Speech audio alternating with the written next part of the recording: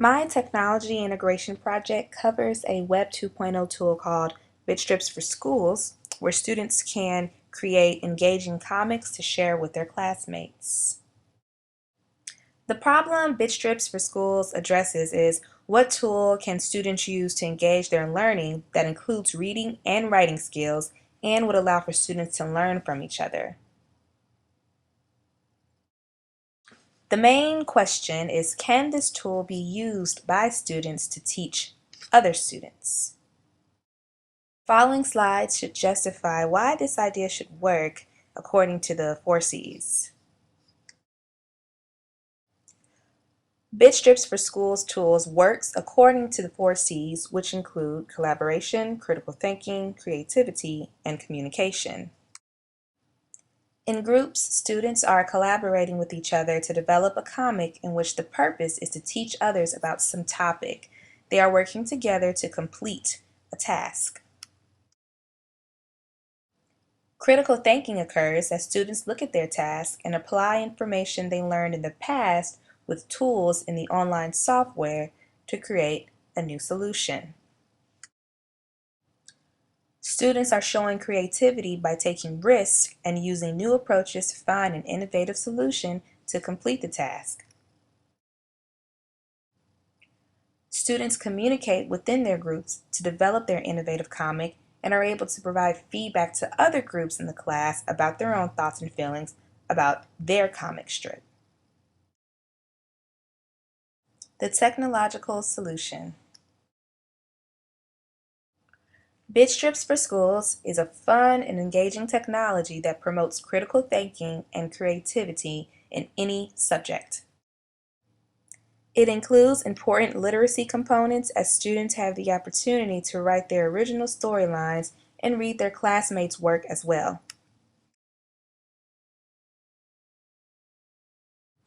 It also provides a safe learning environment where students in the class can share their work with their teacher and their peers. I decided to implement this technology with one third grade class.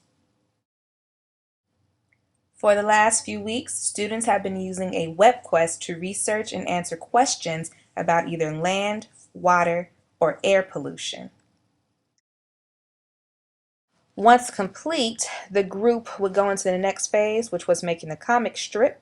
They would enter the virtual classroom by using the class code and selecting the group number in order to begin their activities. Each group had 2 activities to do: an introduction and the actual pollution comic strip.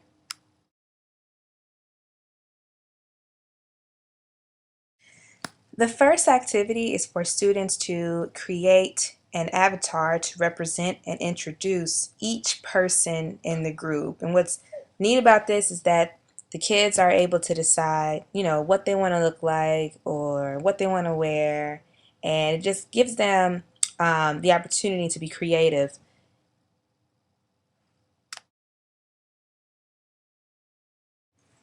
In this activity, students become familiar with the creation of comics, adding images, effects, and even new panels. They also discover and experiment with the manipulation features of the avatars to make their comics more interactive.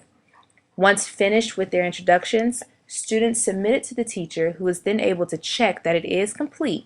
If it is complete, the teacher can post it to the classroom, making it public to all students in the virtual room. If it's not complete, the teacher can actually send it back to the group so the students can then correct their errors.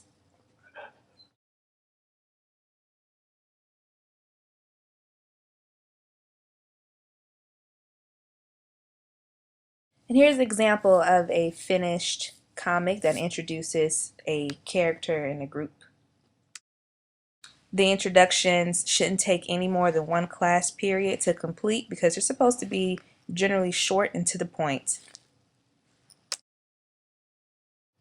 Because students will be at different points in their groups, I created a PDF step-by-step guide to help students with Bitstrips.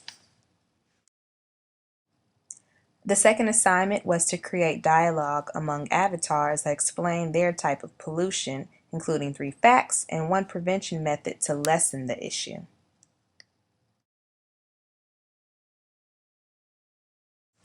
This is an example of a finished pollution comic that covers every point that was required by the teacher's instructions. Once the teacher accepts the comic strip as complete and shares it in the virtual classroom, students can review each other's comic and provide feedback for the other group members.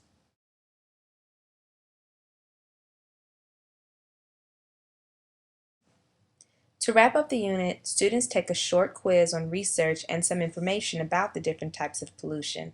The goal here is to see how effective is this tool for learning and the students teaching other students. The questions are based off of information provided in comic strips by the groups.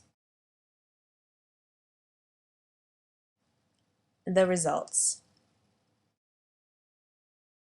In conclusion, I found that students were able to learn from each other using comic strips to teach information about pollution, and most students were able to answer questions well on the content. Lessons learned. With this experience, I learned that kids do well when learning by doing. I chose not to teach them how to use Bitstrips as a class to see if they could in their groups get excited about using the tool by themselves. They did. Bitstrips can definitely be used in any subject area, but it does take time, effort, and dedication to make a complete comic strip.